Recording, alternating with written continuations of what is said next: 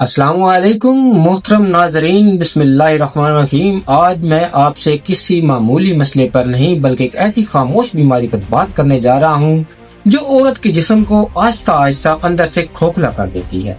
اس بیماری کا نام ہے لیکوریا، جس کو عرف عام میں سفید پانی بھی کہتے ہیں۔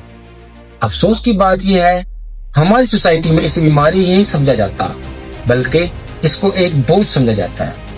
لیکوریا کیا ہے؟ عورت کے جسم سے خارج ہونے والا ایسا مادہ جو بار بار آئے، مقدار میں زیادہ ہو، کمزوری، درد یا بدبو کے ساتھ ہو تو یہ جسم کی خرابی کی علامت ہے۔ یاد رکھیں، جسم کبھی بلا وجہ پانی خارج نہیں کرتا۔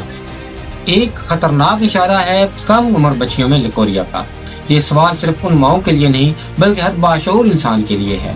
7 سے 8 سال کی بچیوں میں بھی لیکوریا ہے۔ اس کی کیا ریزن ہے؟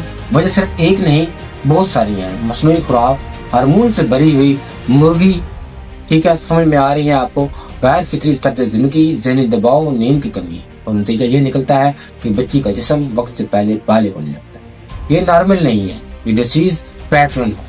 ایک سوال عرف عام میں مشہور ہے کہ لیکوریا ہو اور حمل نہیں ہوتا۔ یہ ایک تلخ حقیقت ہے، اور طبی حقیقت یہ ہے کہ اگر لیکوریا پرانا ہو، مسلسل ہو اور کمزوری کے ساتھ ہو تو رحم کمزور ہو جاتا ہے، ہارمون ڈسٹرب ہو جاتے ہیں، حمل میں رکاوٹ آتی ہے۔ لیکن میں واضح کر دوں، لیکوریا لا علاج نہیں۔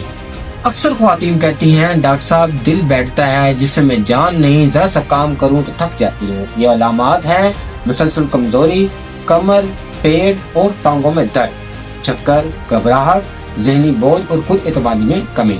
یہ سب لیکوریا کے اثرات ہیں۔ یہ وہم نہیں، ہم اسے کیوں نظر انداز کرتے؟ کیونکہ بات کرنے میں شرم۔ یہ تو سب کو ہوتا ہے نا، شادی کے بعد ٹھیک ہو جائے گا، یہ ہماری ذہنی حقیقت ہے۔ لیکن حقیقت یہ ہے جو مرض دبایا جائے وہ ختم نہیں ہوتا بلکہ بڑھ جاتا ہے۔ ہومیوپیتھک میں ہم صرف پانی کو نہیں روکتے بلکہ جسم کو اس قابل بناتے ہیں کہ وہ خود ٹھیک ہو۔ تو آئیے اہم ہومیوپیتھک دوائیات پر تھوڑے سے ڈسکس کر لیتے ہیں۔ تو سب سے پہلے مین میڈیسن ہے کیلکیریا فاس، کمزور جسم، دبلی پتلی لڑکیاں اور خون کی کمی۔ اس کے بعد سیپیا، رحم کی تھکن، شادی شدہ خواتین میں بیزاری، اور اس کے بعد آ جاتی ہے پلساٹیلا، ہارمونل عدم توازن، نرم مزاج اور جذباتی۔ کریا زوٹ میں جلن بھی ہوتی ہے، بدبو بھی ہوتی ہے اور پرانا انفیکشن ہوتا ہے۔ اس کے بعد چائنا کی بات کرتے ہیں تو زیادہ لیکوریا کے بعد شدید نڈال پر۔ یاد رکھیے، دوا کا انتخاب مزاج اور علامات سے ہوتا ہے، نام سے نہیں۔ ایک سوال، کیا ہومیوپیتھک سے مستقل شفا ممکن ہے؟ میرا جواب بطور معالج بالکل ہاں، مکمل شفا ممکن ہے، بشرطے کہ درست تشخیص، صبر، پرہیز، ادھورا علاج نہ چھوڑا جائے۔ یاد رکھیے گا، پرہیز علاج کی بنیاد ہے اور دوائی 50% اور پرہیز 50%، یہ ہے آپ کا علاج۔ اس میں کیا پرہیز آتی ہے جی؟ فاسٹ فوڈ، زیادہ تیز مرچ مسالے والی چیزیں، زیادہ لیٹ رات تک جاگنا، مصنوعی کولڈ ڈرنکس، سادہ غذا اور صاف ستھرا طرز زندگی اور وقت پر نیند۔ میرے پاس پچھلے دنوں ایک ماں اپنی بیٹی کو لے کر آئی۔ بچی کمزور تھی، خاموش اور ہر وقت تھکی ہوئی رہتی۔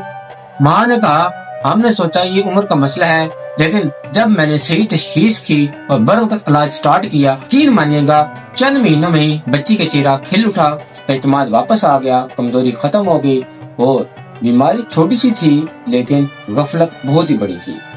سمجھے؟ یاد رکھیے گا، لیکوریا عورت کی کمزوری نہیں ہے، یہ جسم کی فریاد ہے۔ اسے شرم کا مسئلہ نہ بنائے، اسے صحت کا مسئلہ سمجھے۔ صحیح علاج صحیح وقت پر آپ کی زندگی بدل سکتا ہے۔ میں ہوں ڈاکٹر آصف، ملتے ہیں اگلی ویڈیو میں۔